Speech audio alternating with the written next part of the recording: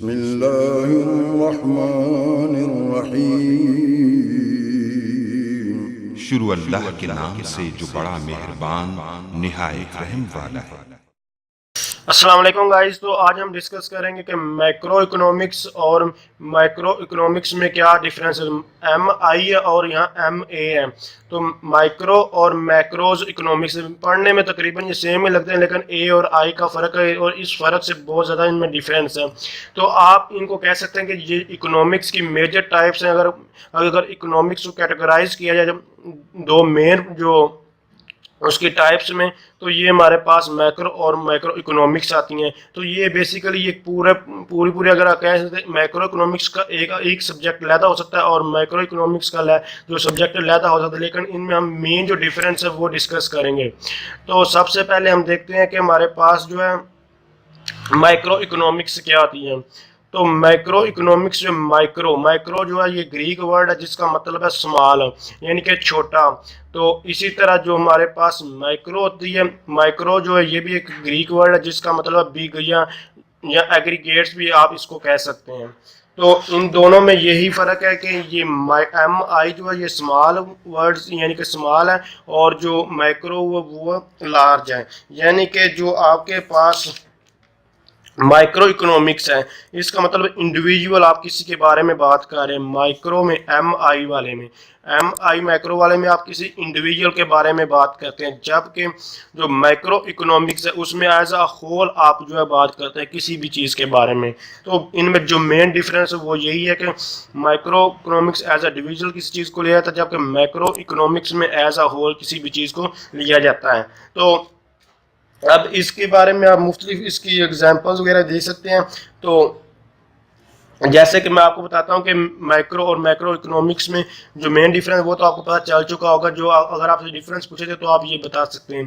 तो इनमें कुछ 2000 हम एग्जांपल देखें ताकि आपको पता चले कि माइक्रो इकोनॉमिक्स और मैक्रो इकोनॉमिक्स में क्या फ़र्क है। तो सबसे पहले हमारे पास आता है इन्फ्लेशन। इन्फ्लेशन का मतलब इन्फ्लेशन अब क्या हो सकता है। पहले तो मैं आपको बता दूं इन्फ्लेशन होता क्या है। इन्फ्लेशन एक ऐसी सिचुएशन होती है जिसमें हर चीज़ मार्केट में यानी कि उसकी जो प्राइसेस होती हैं वो अप हो जाती हैं। इन्फ्लेशन में आपको फिर बताऊंगा कि मार्केट में हर एक चीज़ की जो प्राइस है वो अप हो चुकी है और हर एक आदमी को उसको फेस करना पड़ रहा है। तो ये अब मैक्रो इकोनॉमिक्स होगा, ये मैक्रो इकोनॉमिक्स होगा। आप इसका आंसर बताइए। तो चूँकि हर एक चीज़ की बात की जा रही है, हर एक चीज़ जो प्राइस है मार्केट में हाई हो चुकी है और हर एक आदमी को उसको जो फेस करना पड़ रहा है। तो ये अब एज अ होल बात की जा रही है। तो ये हमारे पास सिंपल सी बात है कि ये MACIOR माइक्रो इकोनॉमिक्स होगा। इसको कहते हैं इन्फ्लेशन। दूसरी चीज़ अगर आप देखेंगे तो हमारे पास आती है कि low wages in certain industry, यानी कि वेजेस मतलब कि उजरत जो होती है आपको मिलती है इन सर्टेन इंडस्ट्री। आप एक इंडस्ट्री की बात in certain industry, low wages in certain industry, अब एक ही इंडस्ट्री की बात की जा रही है। तो इसका ज़ाहिर सी बात जब एक चीज़ की बात की जा रही है तो वो क्या है, यानी कि जो उजरत है वो लो है किसी सर्टेन इंडस्ट्री में। तो ये सिंपल सी बात है, ये मैक्रो इकोनॉमिक्स में आएगा। और उसके बाद यानी कि the rate of exchange between dollar and Pakistani rupees, यानी कि जो डॉलर और पाकिस्तानी रुपीज़ है तो उनके दरमियान जो रेट एक्सचेंज हो रहा है तो ये क्या होगा। तो चूँकि ये एक एक कंट्री की बात की जा रही है तो इसका मतलब है ये मैक्रो इकोनॉमिक्स है। लेकिन अगर एक डॉलर की पूरी दुनिया के साथ कंपैरिजन किया जाए, एक्सचेंज किया जाए, तो वो हमारे पास मैक्रो इकोनॉमिक्स में इस इकोनॉमिक्स में आएगा। तो ये बेसिक इनमें डिफरेंस है। ये इनमें दोनों सिचुएशन आए किसके साथ आप कंपैरिजन कर रहे हैं।